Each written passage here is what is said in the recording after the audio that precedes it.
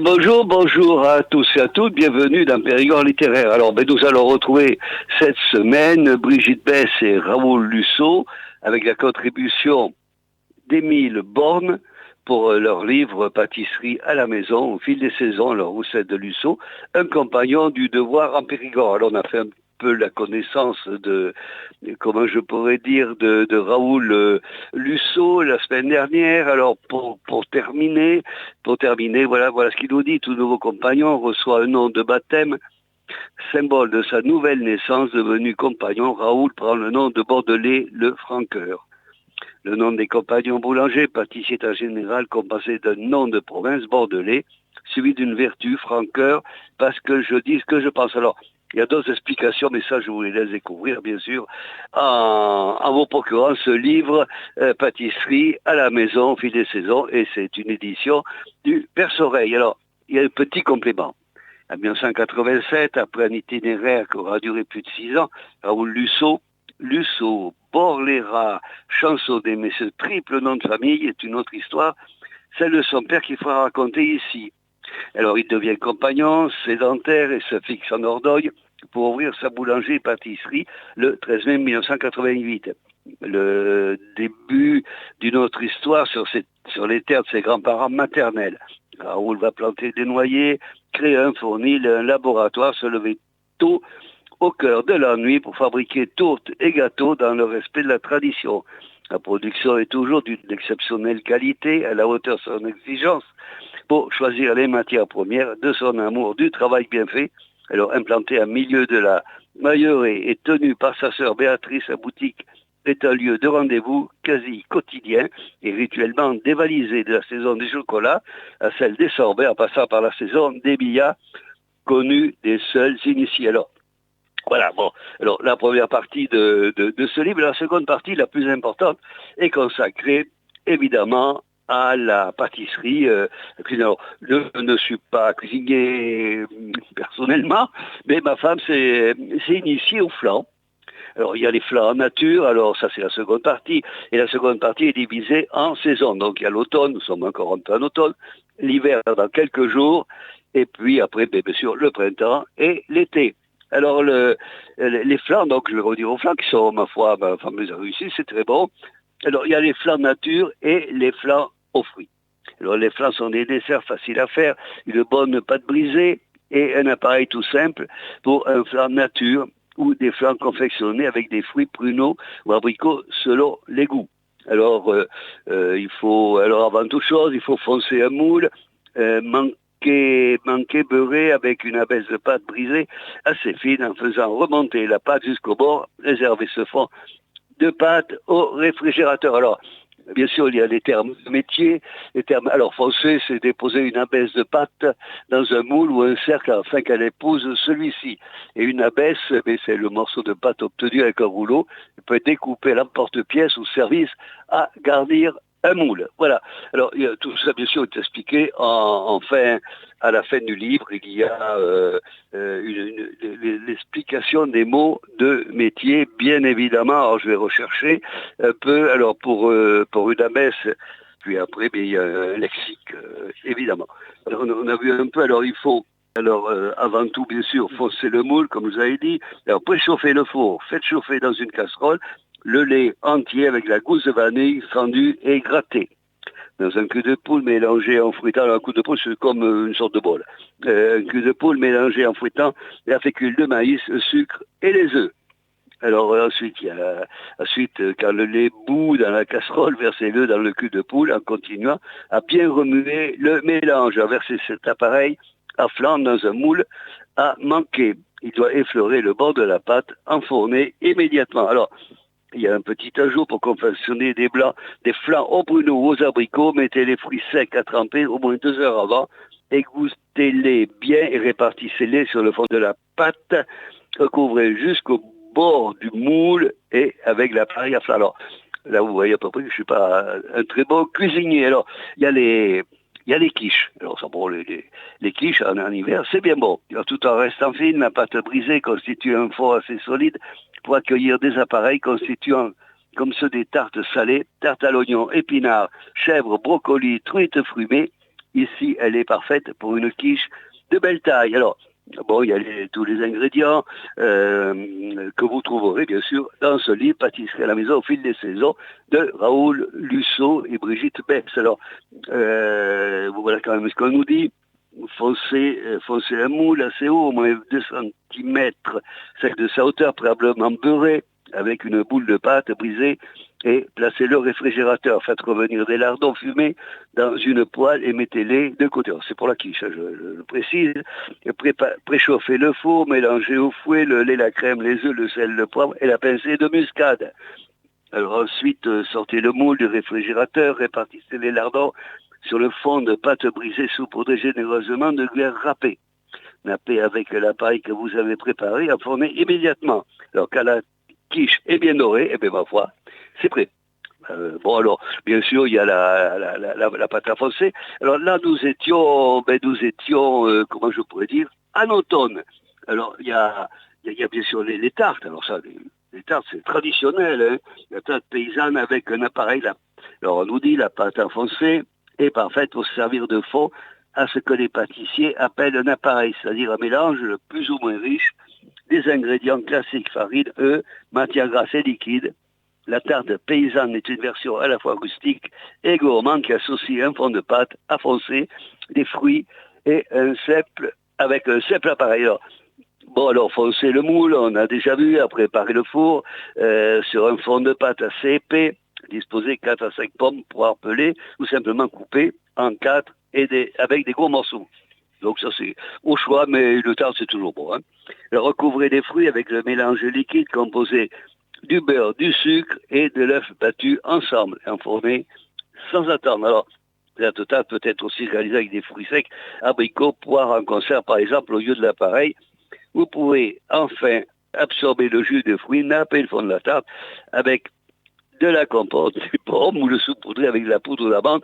C'est délicieux avec les poires et les prunes. Alors, ça, je n'en doute pas du tout, je ne suis pas cuisinier, mais je suis gourmand, évidemment. Alors, on arrive, bien sûr, après l'automne, on arrive en hiver. Alors, je dois dire que, comment je pourrais dire, illustré avec de nombreuses photos de tout ce que je viens de vous dire, les tartes, etc.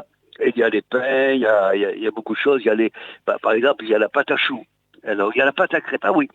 Alors, la pâte à crêpes, c'est plus familial, la plus familiale des pâtes, économique et facile à faire. En petite ou grande quantité, la pâte à crêpes se prépare à l'avance et peut se conserver quelques jours au réfrigérateur. La plus périlleuse, faire sauter les crêpes, un coup de main à prendre, mais avec l'entraînement, ça devient un jeu d'enfant.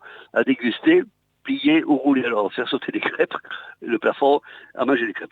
Voilà, alors donc, il y a la préparation, mélanger les œufs, le sucre, le sel, le lait, l'huile, le zeste, le citron et la vanille. Bon, c'est une pâte assez liquide qui doit reposer au moins 2 heures ou mieux. C'est exact, toute une nuit afin de s'opérer une réaction chimique naturelle. L'amidon contenu dans la farine absorbe le liquide et se met à gonfler pour former des réseaux glutineux. Cette pâte se prépare à l'avance et se conserve au réfrigérateur, évidemment, pendant 4 ou 5 jours. Alors, on va continuer un peu. Ah, il y a les cannelés. Alors ça, les cannelés, depuis quelques temps, depuis une dizaine d'années, mais ma foi, c'est devenu un peu à la mode.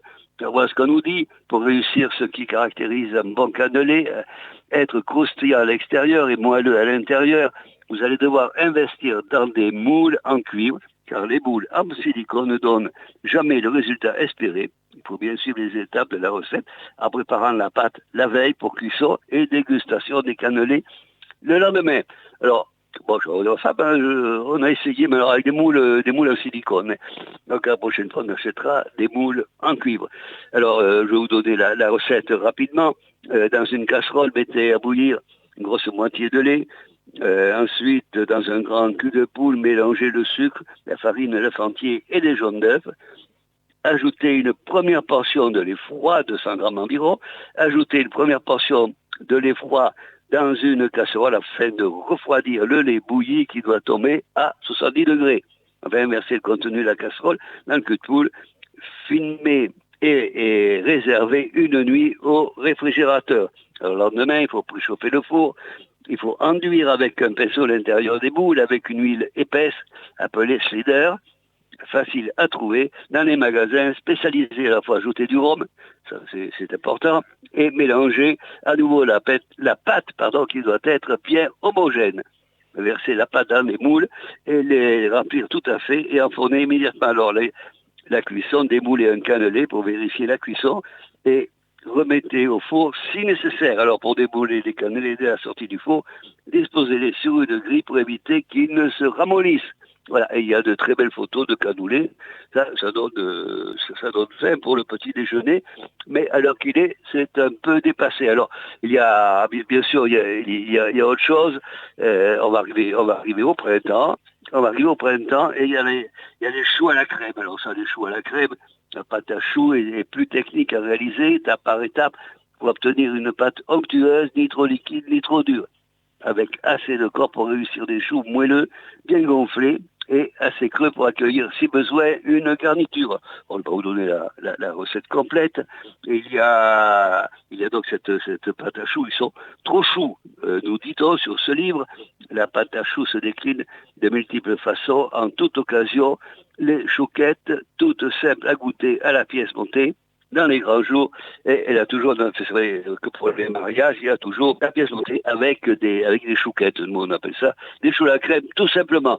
Alors donc, la chouquette, c'est en version légère pour la pause café, ou encore à goûter, les chouquettes sont juste agrémentées de gros grains de sucre. Je ne sais pas vous non plus. Alors bien sûr, on va arriver avec les fraises, hein, la cyprienne, une cyprienne, aux fraises. La cyprienne se joue spécialement les stars en Dordogne, la saison des fraises et des framboises. La recette convient pour 6 personnes. Alors, la recette, je vais la laisser découvrir donc dans ce livre, Pâtisserie à la maison au fil des saisons. Et donc, c'est de Raoul Lusso. On a, alors bien sûr, il y a d'autres choses. La pâte feuilletée, la pâte feuilletée, on va passer un peu là-dessus. Et puis il y a les gâteaux. Il y a des gâteaux. Alors pour l'automne, on va arriver bien sûr au gâteau.